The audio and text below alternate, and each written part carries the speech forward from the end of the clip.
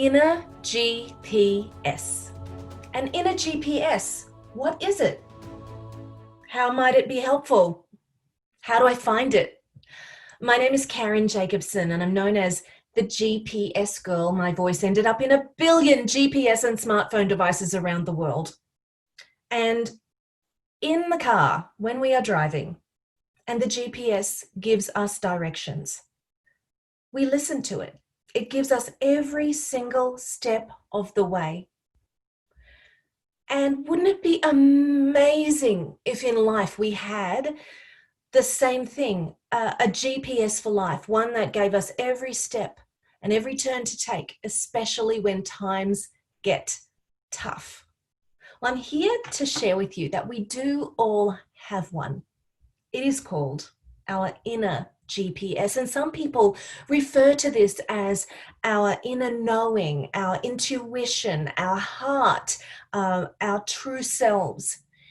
And it doesn't matter what you want to call it, but when we are making decisions for ourselves, whether they be huge decisions or tiny decisions on a day-to-day basis, as we go throughout our day, our inner GPS will always steer us the right way, but we've got to figure out how to find it.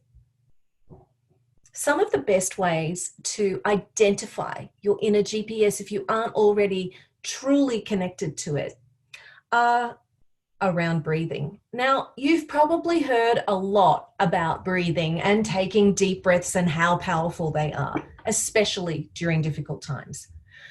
But it really is the pathway to connecting with yourself and to connecting with your inner GPS. So whatever mindfulness or meditation or prayer or quiet time practice you can find for yourself, whether it's just a minute here or a specific 15 to 20 minute process, it will make all the difference when applied with consistency. Now, leaders are expected to be able to handle anything. And when you are going through a difficult period, everyone is looking to you to make the courageous decision, to be able to be truly real with the people around you. The second way to find our inner GPS is to listen. To really listen to ourselves. And that can involve reducing the amount of outside noise. And I don't just mean audibly, I mean also the images you are seeing, the amount of background activity happening.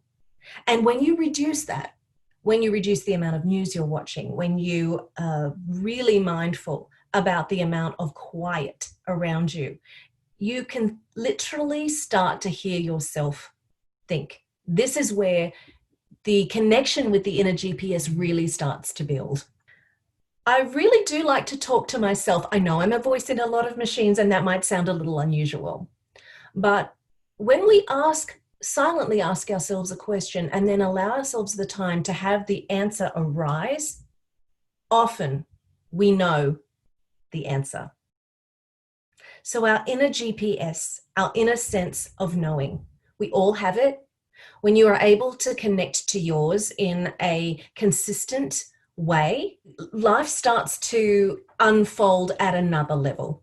So those 3 ways to connect with your inner GPS: your breathing and mindfulness, being able to listen to ourselves and reduce the amount of outside noise, and number 3 is to talk to ourselves, literally to ask ourselves questions. We've all been in those times where we've listened to what everybody else thought, but our inner GPS, our gut, was screaming at us for what the answer is. And when we follow it, it will never steer us wrong. I'm Jacobsen, the GPS girl, thegpsgirl.com. You have reached your destination.